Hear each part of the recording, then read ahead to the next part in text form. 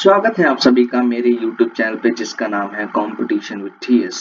So welcome back to my channel which name is competition with TS. Okay, so इस session में हम देखने वाले हैं इंग्लिश के नेक्स्ट सेशन को, यानी वोकैब के नेक्स्ट सेशन को। यानी हमने आपको पता है कि इस चैनल पे vocab series, vocabulary targeted series के नाम से आपको एक प्लेलिस्ट दिख रही होगी, जिसके अंदर हमारे 2 सेशंस हो चुके हैं। यानी 2 सेशंस के अंदर हमने 100 वर्ड्स को तो शायद देख ही लिया होगा, 100 नहीं तो 100 के नियर बाय हम देख चुके हैं। ठीक है, उम्मीद करता हूँ आप उन वर्ड्स को रिवीजन करके आए होंगे, उनका बढ़िया तरीके से रिवीजन लगा के आए होंगे, जिससे कि आप आगे के वर्ड्स को याद करने में सक्षम हो सकें। रिलेट नहीं करना है, ठीक है। मैं यूं नहीं कह रहा हूँ कि जो मैं आगे वर्ड्स कराऊंगा वो पीछे के वर्ड से रिलेट करेंगे, इट इज नॉट ओके, ऐसा नहीं है। लेकिन आपको 100 के नियर बाय वर्ड्स याद होंगे, देन आपके अंदर एक कॉन्फिडेंस डेवलप होगा, जो कि आपको नेक्स्ट वोकैबुलरी को याद करने में मदद करेगा। ठीक है, so let's start the class. देखिए, तो हम इस क्लास में, इस सेशन में इंग्लिश के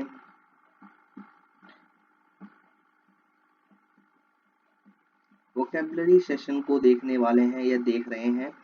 ठीक है, वोकैब सेशन को देख रहे हैं। उस ये जो मैंने आपको बताया, ये जो वोकैब है, ये most expected and repeated vocabs मैं आपके साथ डिस्कस कर रहा हूँ, जो कि आपको करनी ही करनी है। अगर आपको और कहीं से भी मिलती है तो वहां से भी आपको करनी है। यानी आपको मेरे सेशन के साथ साथ एक बुक को भी साथ लेके चलना है। वो आप कोई सी भी बुक ले सकते हैं, ब्लैक बुक ले सकते हैं। ओके, एंड जयदीप सर की आती है एक very best book, complete vocabulary के नाम से। ठीक है, वो भी बढ़िया है। ठीक है, 2 वोकैब्स आप बुक में आपको प्रेफर करूंगा कि आप इन दोनों में से कोई एक को अपना बेस बना सकते हैं। ठीक है, बाकी मेरे सेशंस आपको डेली देखना है, जिससे कि आपको कम वोकैब्स में मैं आपको ज्यादा वोकैब्स के बारे में बता सकूं। ठीक है, तो most expected and repeated vocabs हैं। ठीक है, तो इन्हें तो आपको पढ़ना ही पढ़ना है। मैं लिख रहा हूँ इम्पोर्टेंट, यानी ये आपको पढ़ना ही पढ़ना है। बाकी अलग जहां से आपको वोकैब मिले वहां से पढ़नी है। ठीक है, और इंग्लिश को एंजॉयमेंट के साथ पढ़िए। बिल्कुल भी स्ट्रेस नहीं लेना है कि इंग्लिश बहुत ही हार्ड है, मीन्स मेरे लिए नहीं है, ठीक है, मैं नहीं कर पाऊंगा या नहीं कर पाऊंगी, तो इट इज नॉट। ठीक है, ऐसा कुछ नहीं है।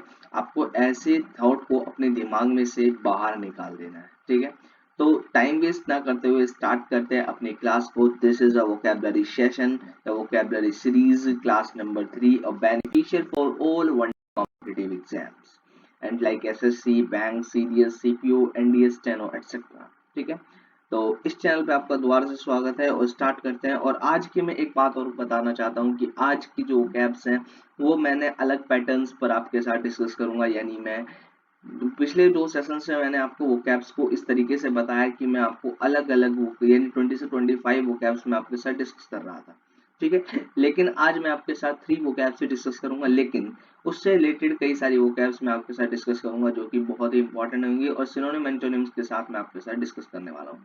आज का जो सेशन का पैटर्न होगा वो थोड़ा सा डिफरेंट होगा, और आगे भी इसी पैटर्न पे आपको सेशंस देखने को मिलेंगे, जो कि बहुत ही बेहतरीन है, बढ़िया तरीके से आपके लिए डिजाइन किए गए हैं, और आप अच्छे तरीके से इनका फायदा उठा सकते हैं। चलिए स्टार्ट करते हैं। तो देखिए, this is a pattern. Means first of all we will discuss vocabulary which is important for SSC targeted 2024 exam. Okay, so see, first word is rendered. First word is rendered. What is the meaning of rendered? Rendered का meaning में बात करूं, if in English provide और give, यानी किसी चीज को देना या फिर प्रोवाइड कराना। हिंदी में बोलूं तो प्रदान करना, प्रदान करना। ठीक है, प्रदान करना। ठीक है, इस हिंदी में बात करें तो। लेकिन अगर इसका इंग्लिश में मीनिंग बात करें तो प्रोवाइड और गिव अ सर्विस और हेल्प एटसेट्रा, यानी किसी भी सर्विस को, किसी भी मदद को, या फिर कुछ भी देना, प्रोवाइड कराना, गिव देना, तो that is the rendered. Okay, अगर मैं सिनोनिम्स की बात करूं इसके, तो that is provide, give and supply. ठीक है, यानी प्रोवाइड का मतलब देना, गिव मतलब देना, एंड सप्लाई मतलब पूर्ति कराना। सप्लाई का मतलब भी क्या होता है? पूर्ति करना, यानी किसी को वो चीज प्रोवाइड कराना। ठीक है, इसका एंटोनिम की बात करूं, यानी रेंडेड के एंटोनिम्स, यानी जो इसके अपोजिट वर्ड्स होंगे वो कैसे होंगे। एंटोनिम्स की मैं बात करूं, दैट इज इग्नोर्ड, यानी किसी को इग्नोर करना, यानी आप उसे कोई चीज प्रोवाइड नहीं कराना चाह रहे, देना नहीं चाह रहे, दैट इज यू विल क्या करो, आप क्या करोगे उस समय, आप उस व्यक्ति को या फिर किसी भी व्यक्ति को इग्नोर करना शुरू कर दोगे। नेग्लेक्ट का मतलब भी क्या होता है, इग्नोर होता है, ठीक है। नेग्लेक्ट का मतलब इग्नोर यानी किसी को नजरअंदाज करना, किसी को ना देखना, और डिसरिगार्ड का मतलब भी इसी तरीके से निकलता है, यानी this is the antonym of rendered. Okay, अभी हमने इसका मीनिंग समझा, सिनोनिम्स देखे, इसके एंटोनिम्स देखे, लेकिन अब हमारे पास बारी आती है कि अब हम इसके साथ इस वर्ड को एक एग्जाम्पल में यूज करें जो कि हमारे लिए बहुत ही बेनिफिशियल हो जाएगा। हमें इस वर्ड को याद रखना। फर्स्ट एग्जाम्पल मैंने इसके अंदर जो देखा है वो देखेंगे, मैंने लिखा हुआ है you will have to rendered service when you get the job, यानी आपको जब आप अपने जॉब को गेट करेंगे, आप जब अपने जॉब को गेट करेंगे तो आपको अपने सर्विस को प्रोवाइड करना पड़ेगा, यानी you will have to provide service when you get the job, is simple. ठीक है, अगर मैं ऐसे लिखता तो ये समझने में बहुत आसान होता सेंटेंस और बहुत ही सिंपल होता, लेकिन मैंने इसके अंदर प्रोवाइड की जगह रेंडर्ड वर्ड यूज करा जो कि इट इज सिनोनियम है किसका, प्रोवाइड का। तो या रेंडर्ड सिनोनिम है प्रोवाइड का, प्रोवाइड सिनोनिम है रेंडर्ड का, इस तरीके से हम कह सकते हैं। तो यहाँ पर हमने एक नए वर्ड को यूज करके अपने एक रोजमर्रा वाले सेंटेंस में यूज कर लिया, जो कि अब हम इसे कभी नहीं भूलेंगे। जैसे I will have to rendered service when you get the job, यानी जब आप अपने जॉब को गेट करेंगे, अचीव करेंगे, तो आपको वहां पर सर्विस देनी पड़ेगी, यानी प्रोवाइड करनी पड़ेगी। ठीक है, तो उम्मीद करता हूँ फर्स्ट वोकैबुलरी आपके साथ डिस्कस करने में मजा आया होगा और आपको अच्छी भी लगी होगी। नेक्स्ट वोकैब पे चलते हैं, that is catastrophic. Next vocab is catastrophic.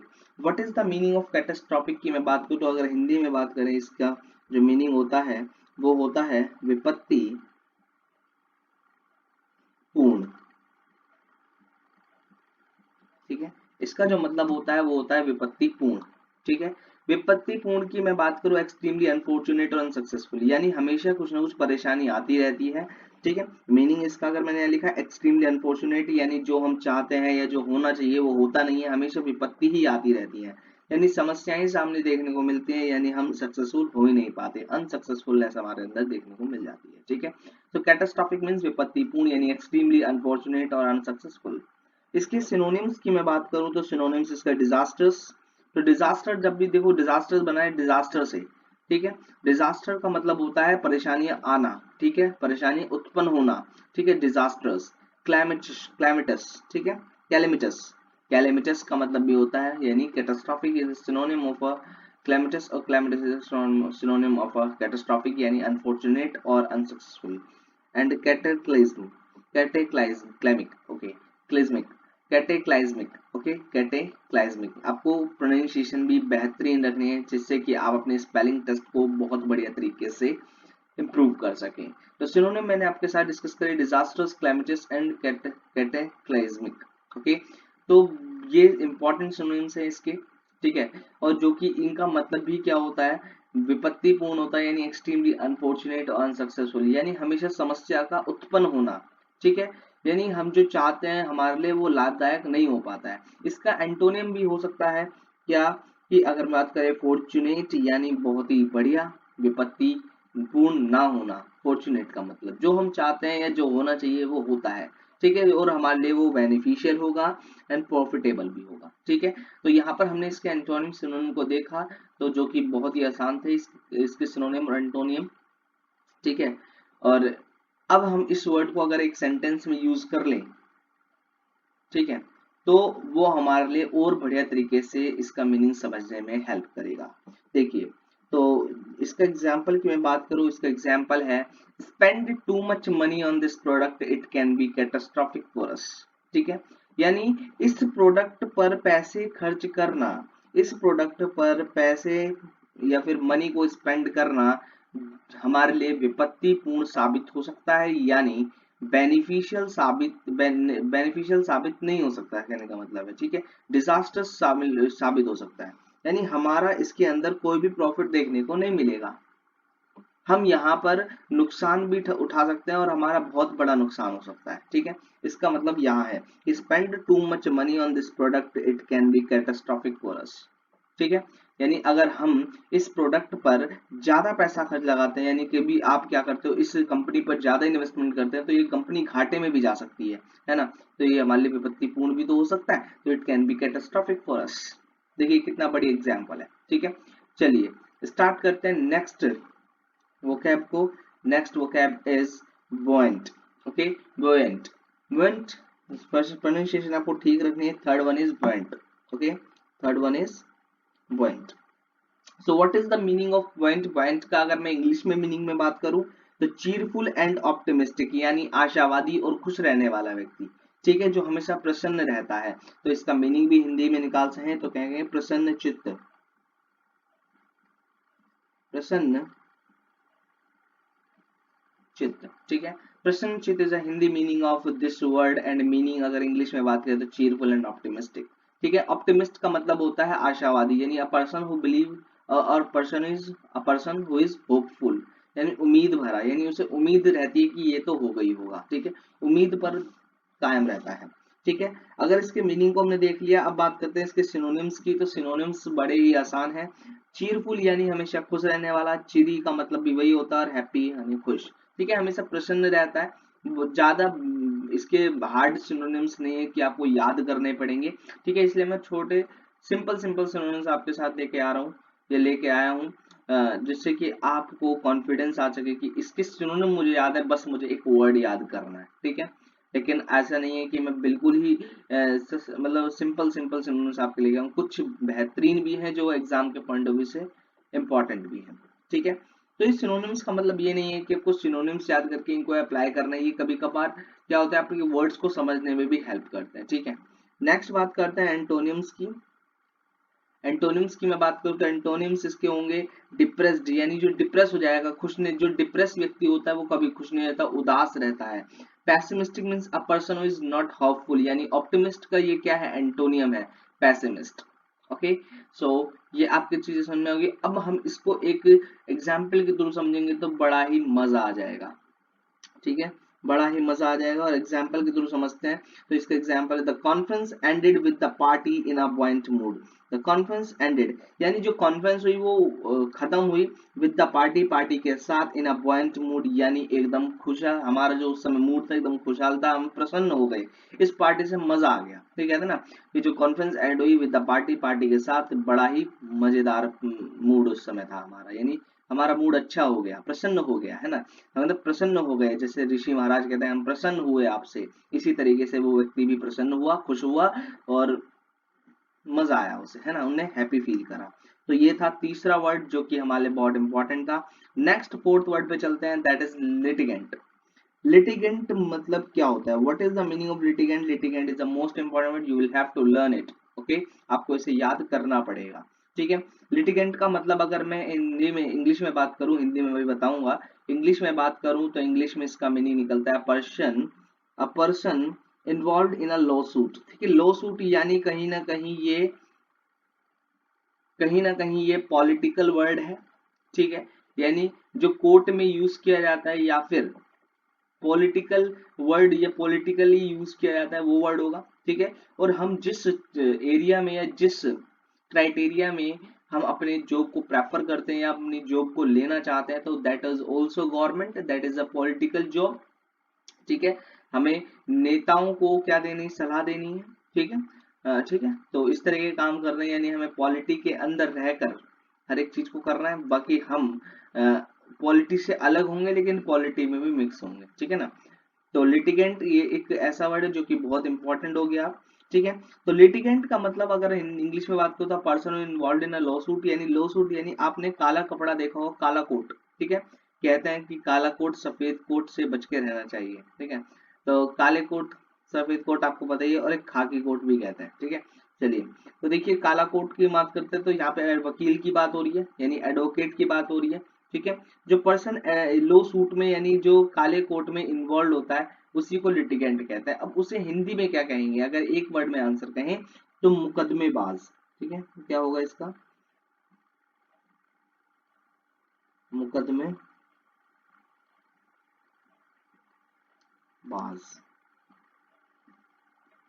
मुकदमेबाज यानी जो मुकदमे लड़ता है, ठीक है, आपने देखा होगा जब आप कोर्ट में गए होंगे, आप किसी ने कभी आपने किसी मूवी में भी देखा होगा, कोई भी कोर्ट में केस लड़ता है तो मुकदमेबाज ही उसके तरफ से लड़ता है। जैसे दो पार्टियां होती हैं, एक अपोनेंट पार्टी होती है और एक, दोनों ही एक दूसरे के अपोनेंट होते हैं, तो वही जो मुकदमे को जारी करते हैं, मुकदमे को लड़ते हैं, वकील होते हैं वो, एक तरह से आप कह सकते हैं, तो वही मुकदमेबाज को लिटिगेंट कहा जाता है। ठीक है ना, so my litigant is very powerful then you can say, है ना, आप इस तरीके से यूज करते हो।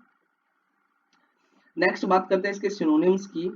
सिनोनिम्स हो सकते हैं लिटिगेटर, लिटिगेटर यानी मुकदमेबाज हो गया, ओपोनेंट यानी जो किसी के विपक्ष में लड़ेगा, ठीक है, कंटेस्टेंट, कंटेस्टेंट यानी वही जो किसी के विपक्ष में लड़ता है, जो कंटेस्टेंट है यानी दो वकील है, एक केस पे दो वकील लड़ रहे हैं, एक जो गलत होगा उस साइड से, एक जो सही होगा उस साइड से, और दोनों अपने आप को साबित करेंगे कौन सा सही है।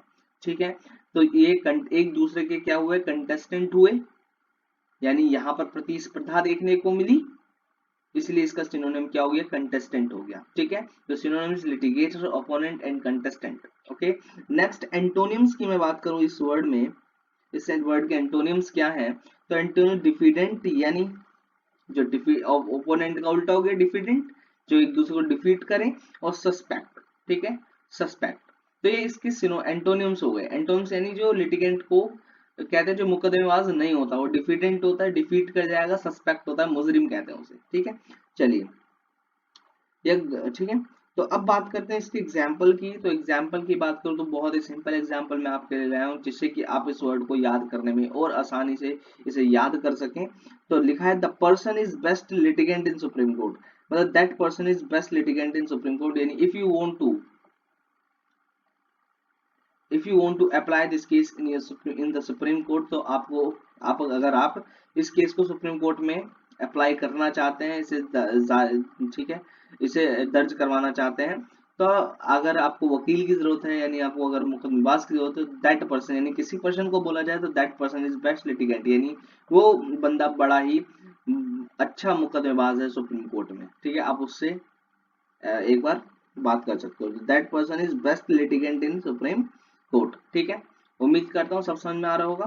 तो ये थे हमारे चार वर्ड्स के जरिए मैंने आपके साथ 15 to 20 वर्ड्स के अकॉर्डिंग या फिर नियर बाय मैंने आपके साथ क्या कर दिए होंगे, वो क्या आपको डिस्कस कर दिया होगा। ठीक है, तो ये आपको बिल्कुल भी मन में ये नहीं रखना कि सिर्फ हम 4 वर्ड ही कर रहे हैं, लेकिन 4 वर्ड के साथ हमारे कितने वर्ड्स हो रहे हैं वो भी हमें ध्यान में रखना है। ठीक है, अब बात करते हैं नेक्स्ट वन वर्ड सब्स्टिट्यूशन की, जो कि हमारे एग्जाम में पूछे जाता है। और सबसे पहला जो वन वर्ड सब्स्टिट्यूशन है that is constellation, that is constellation. Constellation का मतलब होता है, अगर हिंदी में बात करूं तो नक्षत्र मंडल। ठीक है, नक्षत्र मंडल। ठीक है, नक्षत्र मंडल।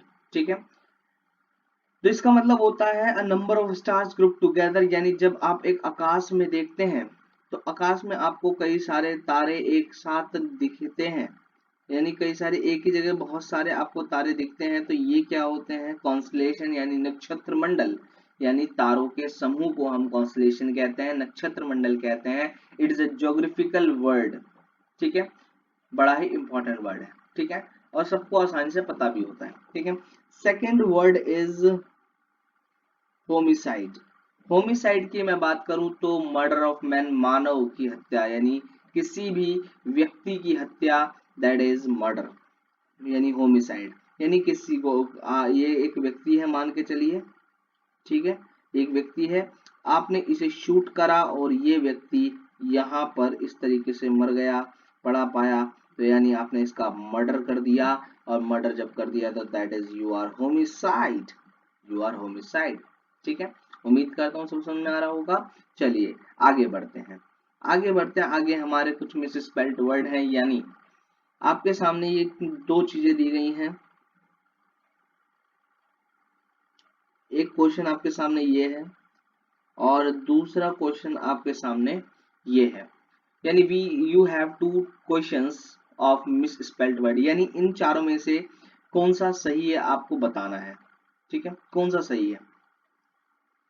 ठीक है, तो देखिए अगर मैं बात करूं इसमें, विच वर्ड इज करेक्ट, ठीक है। सो कौन सा वर्ड सही होगा, कौन सा वर्ड सही होगा?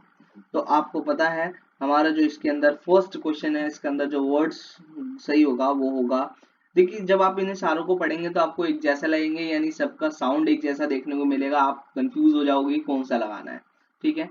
तो मैं आपको बढ़िया तरीके से गाइडेंस कर रहा हूँ कि आपको एक, मैं आपको इसका सही मीनिंग बताता हूँ, ये इसका सही आंसर है, इसका सी, रेमनरेटिव, ठीक है, रेमनरेटिव, ओके, रेमनरेटिव। अब इसको आपको क्या करना है, अपने नोटबुक में 5 टाइम्स लिखना है, क्या लिखना है, 5 टाइम्स लिखना है। 5 टाइम्स लिखोगे तो आपको इसकी स्पेलिंग याद हो जाएगी, और इसके मीनिंग के लिए आपको क्या करना है, इसके मीनिंग के लिए आपको मेरी वीडियो देखनी है, और इसका मीनिंग के लिए वीडियो देखने का मतलब अभी मैं आपको बता रहा हूँ। इसका मीनिंग होता है paying a lot of money, paying a lot of money, paying a lot of money, ठीक है, paying a lot of money. Next बात करते हैं इसके अंदर कौन सा सही होगा, तो प्रॉफिटेबिलिटी। तो इसको याद करना बहुत ही आसान है, ठीक है। आप जब भी ऐसे वर्ड्स में फंसे तो आप क्या करेंगे, किसी भी वर्ड को, या तो जैसे प्रॉफिटेबिलिटी है तो ये प्रॉफिट प्लस एबिलिटी से मिलकर बना होगा, तो सबसे पहले आपको प्रॉफिट ढूंढना है, देन एबिलिटी, ठीक है। तो प्रॉफिट और एबिलिटी, एबिलिटी अगर हम देखें यहाँ पे एबिलिटी की स्पेलिंग गलत है तो ये गलत हो गया। नेक्स्ट बात होता है प्रॉफिटेबिलिटी, तो इसमें एबिलिटी में 2 डबल एल आ रहा है तो वो भी गलत हो गया। अगर इसकी बात करें थर्ड वन की, यानी सी ऑप्शन की, ये थोड़ा सही लग रहा है। डी की मैं बात करूँ तो प्रॉफिट, तो प्रॉफिट हमें सही लग रहा है, फिर एबिलिटी में एबिलिटी लिख रखा है, यानी ये तो गलत है। तो हमारे पास एक ही ऑप्शन बचता है, दैट इज सी, और विच इज राइट ऑप्शन, ठीक है, ये हमारा सही आंसर होगा, ठीक है। प्रॉफिटेबल, इसको मतलब ऐसे लिख सकते हैं, प्रॉफिट ऐसे लिख देंगे, फिर एबिलिटी, यानी अब हम इस दोनों शब्द को आपस में मर्ज कर देंगे तो हमारा बन जाएगा प्रॉफिटेबिलिटी, अंडरस्टैंड। चलिए आगे बात करते हैं, आगे हमें क्या देखना है, आगे हम बात करेंगे इडियम्स एंड फ्रेजेस के बारे में, ठीक है। इडियम्स एंड फ्रेजेस की मैं बात करूं तो सबसे पहले जो इडियम या फ्रेजेस है वो है cute as a bug. Cute as a bug का क्या मतलब है, इसका मीनिंग है something is sweet cute and endearing, ठीक है, एंडियरिंग, ठीक है, यानी जो स्वीट है, क्यूट है, जो एंडियरिंग है, जिसे डियर मतलब जिसे आप बहुत प्यार करते हैं, बहुत अच्छे से रखते हैं, ठीक है, उस चीज के कहते हैं, उस चीज के लिए यूज होता है क्यूट एज अ बग। इसको एग्जाम्पल के थ्रू समझेंगे तो और अच्छे तरीके से समझ में आएगा। तो लिखा हुआ है your puppy is a just as a cute as a bug's ear, यानी इस जो आपका पपी है एकदम क्यूट है, उसके कान भी क्यूट है, और उसकी आंखों में देखोगे तो बड़ा ही सुंदर लगता है, ठीक है। You look at his dog eyes, उसकी आंखों में देखो, उसके कान कितने बढ़िया लग रहे हैं। Your puppy is just as a cute as a bug, यानी बहुत ही प्यारा है, एंडियरिंग एंडियरिंग है, ठीक है ना। तो उम्मीद करता हूँ ये पहली फ्रेज समझ में आई होगी। नेक्स्ट बात करते हैं, सेकंड फ्रेज है रेनिंग कैट्स एंड डॉग्स, ठीक है। सेकंड फ्रेज है raining cats and dogs, raining cats and dogs. अब देखो इसे याद करने का सिंपल तरीका, आप इसे हाफ बांटेंगे, रेनिंग कैट्स एंड डॉग्स। अब रेनिंग यानी बारिश होना, यहाँ बादल है, और बादल क्या कर रहे हैं, बारिश कर रहे हैं, ठीक है, यानी बारिश तो इसका मतलब में हो गई होगा।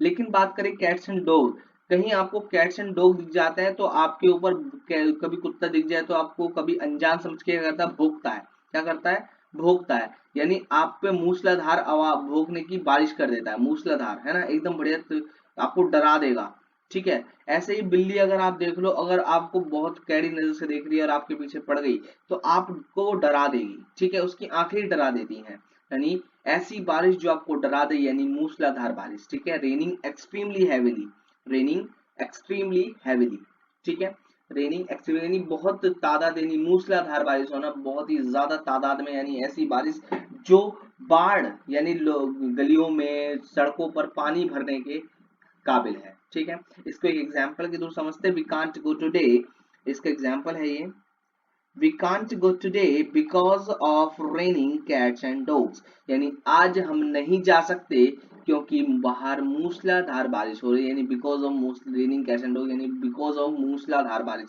यानी इतनी खतरनाक बारिश हो रही है ना, कि वी कांट गो टुडे, आज तो हम बिल्कुल ही नहीं जा सकते, ठीक है। यहाँ पे स्ट्रॉन्ग एबिलिटी है, पॉसिबिलिटी है, ठीक है। तो उम्मीद करता हूँ आज का सेशन आपको अच्छा लगा होगा। आज के सेशन में इतना ही। अगर कोई भी डाउट क्रिएट होता है तो कमेंट सेक्शन आपके लिए खुला है, ठीक है।